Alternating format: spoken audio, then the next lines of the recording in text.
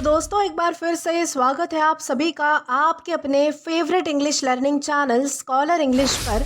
मेरा नाम है दीपिका कुमावत और मैं इस चैनल पर वेरियस कॉम्पिटिटिव एग्जाम्स के लिए इंग्लिश सब्जेक्ट टीच करती हूँ। तो बेसिकली आज के इस वीडियो में हम एक बहुत ही शानदार और इंटरेस्टिंग पोएम को डिस्कस करने वाले हैं जिसका नाम है the second coming by W.B. Yeats. तो चलिए हमारी पोएम में आगे बढ़ने से पहले सबसे पहले हम हमारे पोएट के बारे में थोड़ी बहुत इन्फॉर्मेशन देख लेते हैं। दोस्तों अगर बात की जाए हमारे पोएट के बारे में तो W.B. ईट्स, इनका पूरा नाम जो है वो विलियम बटलर ईट्स था और इनका जन्म 13 जून 1865 काउंटी डुबलिन आयरलैंड में हुआ था।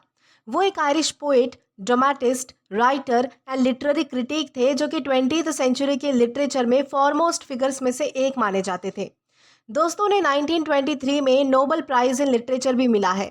उनके कुछ फेमस वर्क्स हैं जैसे कि the second coming, sailing to Byzantium, among school children, when you are old, the stolen child, Easter etcetera. और लास्टली उनकी डेथ जो है वो 28 जनवरी 1939 फ्रांस में हुई थी। तो दोस्तों ये तो हमने बात कर ली हमारे पोएट के बारे में। अब इसी के साथ हम आगे बढ़ेंगे और इस पोएम से जुड़ी हमारी कुछ इन्फॉर्मेशन देखेंगे जो कि बहुत ज़्यादा इम्पॉर्टेंट है। तो दोस्तों अगर बात की जाए इस पोएम के बारे में तो ये पोएम नवंबर 1920 में the nation and the dial में पब्लिश हुई थी और फिर हमारे पोएट के collection Michael Roberts and the dancer में शामिल की गई थी। दोस्तों एक और बात ध्यान रखनी है कि ये जो पोएम है वो ब्लैंक वर्स में लिखी गई है। तो इस तरीके से ये हमारे कुछ इंपॉर्टेंट पॉइंट्स हैं जो आपको ध्यान रखने हैं। अब इसी के साथ हम आगे बढ़ेंगे और इस पोएम में हमें क्या बताया गया है, यानी कि इस पोएम का थीम और मैसेज क्या है, ये भी हम अच्छे से देख लेते हैं ताकि आपको कोई भी कन्फ्यूजन ना रहे। तो चलिए आइए शुरू करते हैं। तो दोस्तों अगर बात की जाए इस पोएम के बारे में तो ये पोएम हमें बताती है कि दुनिया अब बदल रही है और जो पुराना सिस्टम है जो पहले सबको कंट्रोल और स्टेबिलिटी देता था अब वो फेल हो चुका है। यानी कि अच्छे लोग अब कमज़ोर और हेजिटेंट हो चुके हैं जबकि बुरे लोग और भी ज़्यादा ताकतवर और एक्टिव है।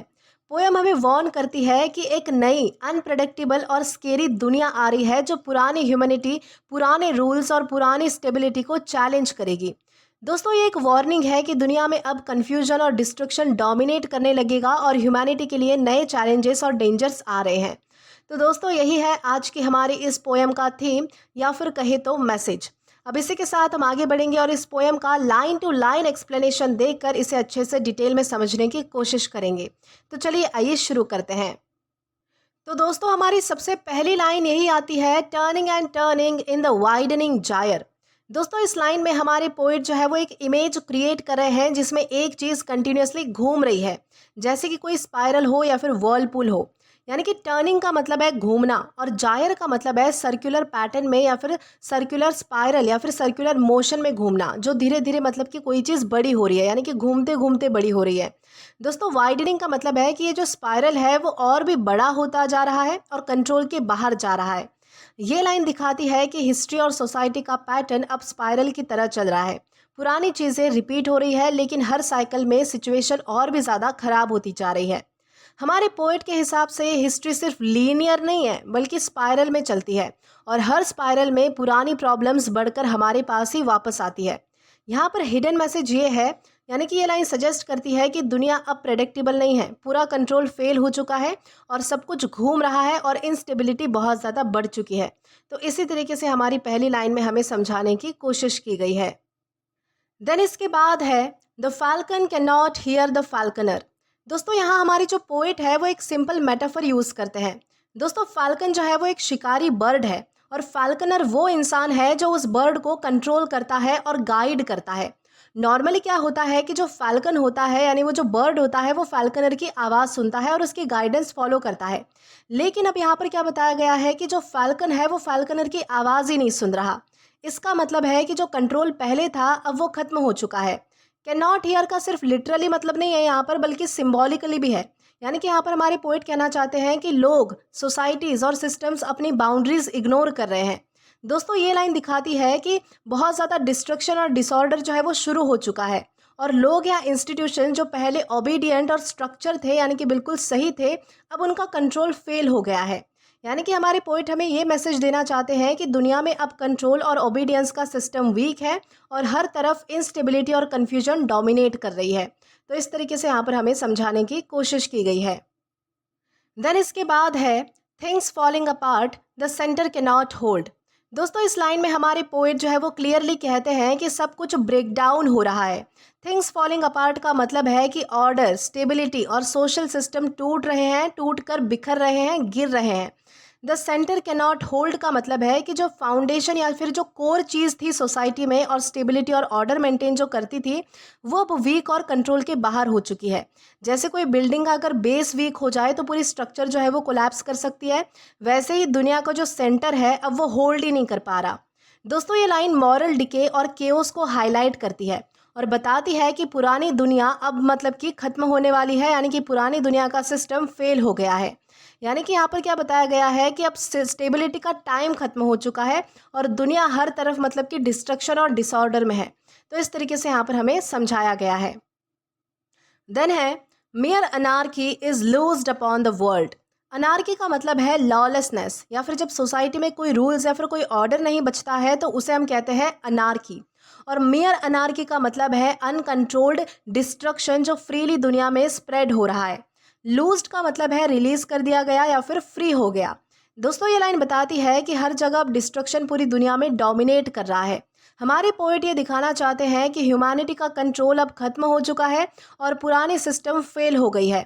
यहाँ पर हमें हिडन मैसेज ये दिया गया है कि दुनिया में लॉलेसनेस और डिसऑर्डर हर जगह फैल चुका है और ह्यूमैनिटी हेल्पलेस फील कर रही है। तो इस तरीके से हमें यहाँ पर बताया गया है। देन है the blood dimmed tide is loosed and everywhere. दोस्तों इस लाइन में हमारे पोएट एक और इमेज यूज करते हैं कि blood dimmed tide. Blood dim tide का मतलब है एक वेव या फिर एक सुनामी जो खून से भरी हुई है, मतलब कि वॉर, वायलेंस और मास डिस्ट्रक्शन का वेव जो पूरी दुनिया में फैल चुका है। लूज्ड एंड एवरीवेयर का मतलब है कि ये जो चीज़ है, मतलब कि ये जो वॉर है, वायलेंस है, ये जो डिस्ट्रक्शन है, ये अनस्टॉपेबल है, यानी कि हर जगह स्प्रेड हो गया है और इसे रोका नहीं जा सकता। दोस्तों ये लाइन दिखाती है कि पूरी दुनिया में वायलेंस और डिस्ट्रक्शन डोमिनेट कर रहा है, यानी कि ह्यूमैनिटी अब अनस्टॉपेबल वायलेंस और डिस्ट्रक्शन के सामने पावरलेस है और वर्ल्ड के जो सारे सिस्टम्स है, यानी कि जो सारे लॉ एंड ऑर्डर्स है वो फेल हो चुके हैं। यानी कि इतने ज़्यादा हद तक जो है वो मतलब कि क्राइम, वॉर या फिर वायलेंस या फिर कोई भी हिंसा आप कह सकते हैं वो बढ़ चुकी है हमारी दुनिया में। तो इस तरीके से यहाँ पर बताया गया है। The ceremony of innocence is drowned. दोस्तों सेरेमनी ऑफ इनोसेंस का मतलब है प्योरिटी, गुडनेस और इनोसेंस की रिस्पेक्ट या फिर ट्रेडिशन। यानी कि हमारी दुनिया में, हमारे समाज में जो प्योरिटी थी लोगों के अंदर, जो उनकी अच्छाइयाँ थी, जो उनकी मानवता थी, जो उनकी ह्यूमैनिटी थी और जो दूसरों के प्रति जो रिस्पेक्ट थी, वो अब खत्म हो चुकी है। ड्राउंड का मतलब है कि डुबा दिया गया है या फिर ख़त्म कर दिया गया है। यानी कि ये लाइन क्या दिखाती है कि अब दुनिया में गुडनेस और इनोसेंस की कोई वैल्यू नहीं है। लोग और सिस्टम अब इविल और करप्टेड हो गए हैं, यानी कि करप्शन के अंदर है। ये मेटाफोरिकली बताता है कि मॉरल डिके हो चुका है और सोसाइटी में सिर्फ डिस्ट्रक्टिव फोर्सेस ही डोमिनेट कर रहे हैं। यानी कि ह्यूमैनिटी का इनोसेंस और गुडनेस अब डिस्ट्रॉय हो चुका है और दुनिया में सिर्फ इविल लोग ही पावरफुल हो चुके हैं, यानी कि सारी बुराइयां जो है वो बहुत ज़्यादा पावरफुल हो चुकी है, जबकि जो अच्छी चीज़ें हैं वो सारी पावरलेस है, यानी कि उनकी कोई भी वैल्यू नहीं बची। तो इस तरीके से यहाँ पर बताया गया है। देन इसके बाद है the best lack of all conviction while the worst are full of passionate intensity. दोस्तों इस लाइन में हमारे पोइट ने एक कॉन्ट्रास्ट क्रिएट किया है, यानी कि एक कॉन्ट्रास्ट दिखाया है। द बेस्ट मतलब कि अच्छे लोग या फिर राइटियस लोग, और उनमें अब जो है वो मतलब कि डिटर्मिनेशन या फिर जो स्ट्रॉन्ग बिलीफ है जिसे हम कन्विक्शन कहते हैं वो अब नहीं बचा। वो हेजिटेट कर रहे हैं और पावरलेस फील कर रहे हैं। जबकि द वर्स्ट मतलब कि बुरे लोग या फिर डिस्ट्रक्टिव फोर्सेस, उनका क्या हुआ है, वो फुल एनर्जी और एक्सट्रीम इमोशनल पावर के साथ अपना काम कर रहे हैं। पैशनेट इंटेंसिटी का मतलब है एक्सट्रीम एनर्जी और डिटर्मिनेशन। दोस्तों ये लाइन दिखाती है कि जो इविल है, यानी कि जो बुरा है, वो अब डोमिनेट कर रहा है और जो गुड है, यानी कि जो अच्छा है, वो पावरलेस है। यानी कि सोसाइटी में इम्बैलेंस है। डिस्ट्रक्टिव फोर्सेस प्रोएक्टिव है, यानी कि ज़्यादा एक्टिव है, और जो राइटियस फोर्सेस है वो इनफेक्टिव है, यानी कि जो अच्छी मतलब की फोर्स है, जो अच्छे लोग हैं, उनका कोई मतलब कि असर ही नहीं है सोसाइटी पे। इसलिए क्या हो रहा है कि डिस्ट्रक्शन बहुत ज़्यादा बढ़ रहा है।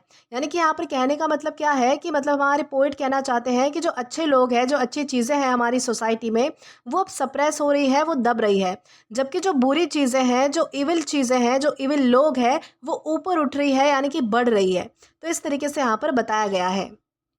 देन इसके बाद है surely some revelation is at hand. दोस्तों रेवलेशन का मतलब होता है कोई बड़ा सच या फिर शॉकिंग इंसाइट जो अब सामने आने वाला है। एट हैंड का मतलब है कि ये मोमेंट बहुत ही क्लोज है, यानी कि जल्दी ही होने वाला है, यानी कि जल्दी ही मतलब कि घटने वाला है। दोस्तों ये जो लाइन है वो सस्पेंस और एंटिसिपेशन क्रिएट करती है, जैसे कि कुछ अनएक्सपेक्टेड और शॉकिंग होने वाला है। यहाँ पर हमारे पोएट दिखाना चाहते हैं कि दुनिया अब एक टर्निंग पॉइंट पर है, जहाँ पर एक बड़ा और डिस्टर्बिंग इवेंट आ रहा है। यानी कि ये लाइन हमें वार्न कर रही है कि ह्यूमैनिटी एक ऐसे मोमेंट के सामने है जो बहुत ही ज़्यादा शॉकिंग और बहुत ही ज़्यादा स्कैरी होगा। तो इस तरीके से इस लाइन में हमें समझाया गया है। Surely the second coming is at hand. दोस्तों ट्रेडिशनली सेकेंड कमिंग का मतलब होता है जीसस का वापस आना, जीसस क्राइस्ट का वापस आना। लेकिन यहाँ पर हमारे जो पोइट है वो इसको लिटरल मीनिंग के साथ नहीं लेते। हमारे पोइट मेटाफोरिकली बोल रहे हैं कि एक नई एरा आ रही है जो पुराने ऑर्डर को डिसरप्ट करेगी और नए अनप्रेडिक्टेबल चैलेंजेस लाएगी। दोस्तों ये लाइन जो है वो एक वार्निंग है कि अब जो पुराना जो दुनिया का ऑर्डर था, जो सिस्टम था, वो अब खत्म हो रहा है और नई एरा यानी कि एक नई पीढ़ी और डेंजरस और अनप्रिडिक्टेबल यानी कि पीढ़ी आने वाली है। एक ऐसी दुनिया आने वाली है जो हमारे लिए बहुत ज़्यादा चैलेंजेस लाएगी, हमारे लिए बहुत ज़्यादा डेंजरस साबित होगी। यानी कि दुनिया में एक नया और स्कैरी एरा स्टार्ट हो रहा है जो पुरानी ह्यूमैनिटी के रूल्स और ऑर्डर को डिस्ट्रॉय करेगा। तो इस तरीके से यहाँ पर बताया गया है। देन इसके बाद है the second coming hardly are those words out when a vast image of Spiritus Mundi troubles my site. दोस्तों स्पिरिटस मुंडी का मतलब है कलेक्टिव वर्ल्ड स्पिरिट या फिर शेयर्ड अनकॉन्शियस माइंड, जहाँ पर सारी ह्यूमन इमेजिनेशन और हिस्टोरिकल मेमोरी स्टोर्ड है। ये लाइन कहती है कि एक डिस्टर्बिंग और टेरिफाइंग विजन सामने आ रही है जो इमेजिनेशन से भी बहुत ज़्यादा बड़ी और स्कैरी है। ट्रबल्स माई साइट मतलब है विजन डिस्टर्ब कर देना, यानी कि दिखाई दे रहा है कि फ्यूचर का सीन बहुत ज़्यादा अलार्मिंग है। दोस्तों ये जो लाइन है वो सस्पेंस और फियर को क्रिएट करती है और बताती है कि न्यू एरा टेरिफाइंग होगी। यानी कि ये लाइन वार्न करती है कि फ्यूचर अनइमेजिनेबल और स्कैरी है और नॉर्मल ह्यूमन अंडरस्टैंडिंग से बाहर है। तो इस तरीके से यहाँ पर इस लाइन में बताया गया है। देन इसके बाद है somewhere in the sands of desert a shape with lion body and the head of a man. दोस्तों ये जो लाइन है वो एक मिथिकल क्रिएचर को डिस्क्राइब करती है, जैसे कि स्फिनिक्स था उस तरीके से। लायन बॉडी का मतलब है कि स्ट्रेंथ और पावर, और हेड ऑफ अ मैन का मतलब है इंटेलिजेंस और माइंड। दोस्तों ये जो क्रिएचर है वो सिंबॉलिकली दिखाता है कि नई जनरेशन में, नए एरा में एक हाइब्रिड डेंजरस और पावरफुल फोर्स आने वाली है। सैंड्स ऑफ डेजर्ट का मतलब है बैरन और हार्श इन्वायरमेंट जो डेंजर और आइसोलेशन का सिंबल है। मतलब कि यहाँ पर हमारे पोइट हमें ये मैसेज देना चाहते हैं कि फ्यूचर अनप्रिडिक्टेबल है और टेरिफाइंग होगा और नॉर्मल ह्यूमैनिटी के लिए कंट्रोल करना उसे इम्पॉसिबल होगा। तो इस तरीके से यहाँ पर बताया गया है। A gaze blank and pitiless as the sun. दोस्तों ये लाइन दिखाती है कि क्रिएचर की आंखें ब्लैंक और पिटीलेस है। ब्लैंक का मतलब है इमोशनलेस, यानी कि जिसमें कोई भावना नहीं है, और पिटीलेस का मतलब है मर्सीलेस या फिर बिना कंपैशन के, यानी कि जिसमें कोई दया भाव नहीं है, जिसमें कोई करुणा नहीं है। यानी कि सन की तरह ये जो मतलब कि क्रिएचर होगा वो बहुत ही हार्श और इनडिफरेंट होगा।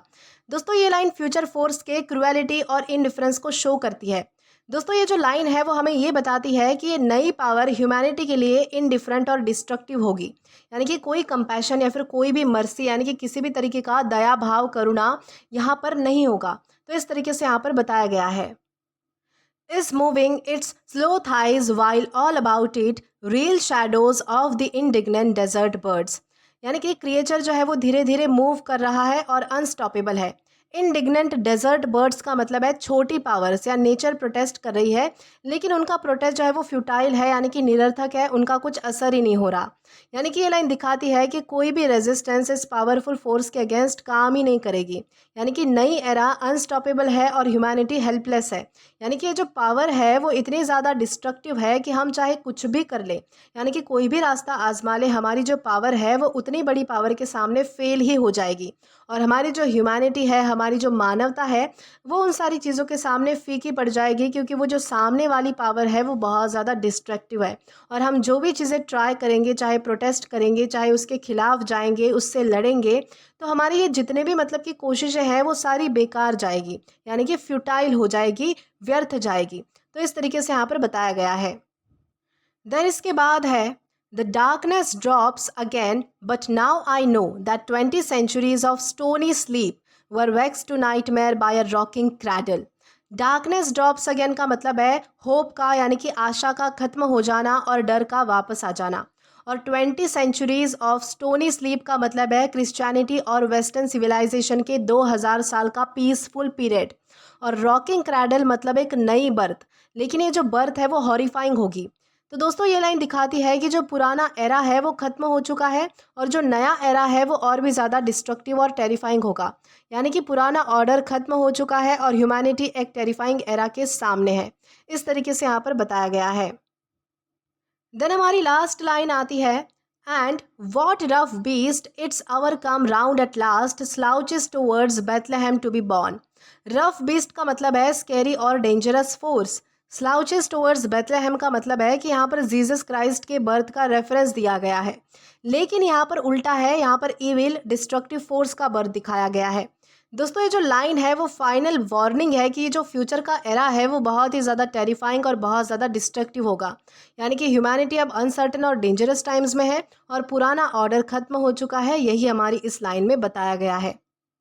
दोस्तों अगर ओवरऑल मैसेज की बात करें तो ये पोयम हमें एक ऐसी दुनिया दिखाती है जहाँ पर सब कुछ टूट कर बिखर रहा है। जो सिस्टम पहले सबको एक साथ बांध कर रखता था, जो ऑर्डर और स्टेबिलिटी देता था, अब वो वीक हो गया है और कंट्रोल नहीं कर पा रहा। सोसाइटी का सेंटर अब होल्ड नहीं कर रहा, मतलब जो बेस पहले स्ट्रांग था अब उसमें दम नहीं बचा। इस ब्रेकडाउन का सबसे बड़ा नुकसान ये है कि जो अच्छे लोग हैं जिनमें गुडनेस और मोरालिटी है वो अब अनश्योर और हेजिटेंट हो गए हैं। उनके पास कन्विक्शन या फिर हिम्मत नहीं बची।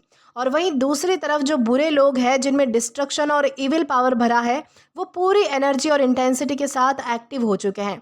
मतलब कि इम्बैलेंस इतना ज़्यादा हो चुका है कि डिस्ट्रक्शन और वायलेंस को कोई रोक ही नहीं पा रहा। हमारे पोएम में जो है वो यहाँ पर हमारे पोएट एक टेरिफाइंग विजन भी दिखाते हैं कि एक नई फोर्स, एक रफ बीस्ट जो जन्म लेने के लिए तैयार है। ये क्रिएचर सिंबॉलिक है एक नई एरा का, जो ओल्ड वैल्यूज़ और सिस्टम को तोड़कर एक अनप्रेडिक्टेबल और डेंजरस दुनिया बनाएगा। ये नया युग ह्यूमैनिटी के लिए स्केरी होगा क्योंकि इसमें ना प्योरिटी बचेगी, ना इनोसेंस बचेगा और ना ही वो मॉरल स्ट्रक्चर बचेगा जो पुराने टाइम में सोसाइटी को बैलेंस करता था। यानी कि सिंपल शब्दों में कहूँ तो ये पोयम हमें मैसेज देना चाहती है कि दुनिया एक टर्निंग पॉइंट पर है। ओल्ड ऑर्डर खत्म हो रहा है और उसकी जगह एक नई पर स्कैरी और अनकंट्रोलेबल दुनिया आ रही है। यहाँ पर हमारे पोइट्स कहते हैं कि हिस्ट्री की जो साइकिल है वो मतलब कि रिपीट होती है और अब अगला साइकिल ह्यूमैनिटी के लिए डिस्ट्रक्शन और डेंजर लेकर आ रहा है। तो इस तरीके से यहाँ पर हमारी पूरी पोयम में हमें सिखाने की कोशिश की गई है या फिर बताने की कोशिश की गई है। तो दोस्तों इसी के साथ हमारे इस पोयम का लाइन टू लाइन एक्सप्लेनेशन यहीं पर ख़त्म होता है। आशा करती हूँ कि आपको ये पोयम अच्छे से समझ आई हो और पसंद भी आई हो। दोस्तों अगर आपने अभी तक हमारा टेलीग्राम चैनल ज्वाइन नहीं किया है तो टेलीग्राम पर English with Deepika Kumawat search करके या फिर डिस्क्रिप्शन में दिए गए लिंक के थ्रू, साथ ही साथ अभी जो आपको आपके स्क्रीन पर QR कोड दिख रहा है वहाँ से भी आप डायरेक्टली स्कैन करके हमारा टेलीग्राम चैनल ज्वाइन कर सकते हैं, ताकि आप कभी भी किसी भी नए आने वाली वीडियोस को लेकर कोई भी अपडेट्स को मिस ना करें। और दोस्तों अगर आपको आज का ये वीडियो पसंद आया है या फिर हेल्पफुल लगा है तो do like this video, subscribe the channel and share as much as you can. और अगर आपने इससे पहले वाले वीडियोस नहीं देखे हैं तो यहाँ पर मैंने एक प्लेलिस्ट प्रोवाइड कर दी है जहाँ पर आप क्लिक करके वो सभी पहले वाले वीडियोस भी देख सकते हैं और एक्सप्लोर कर सकते हैं। Till then keep learning. Thank you.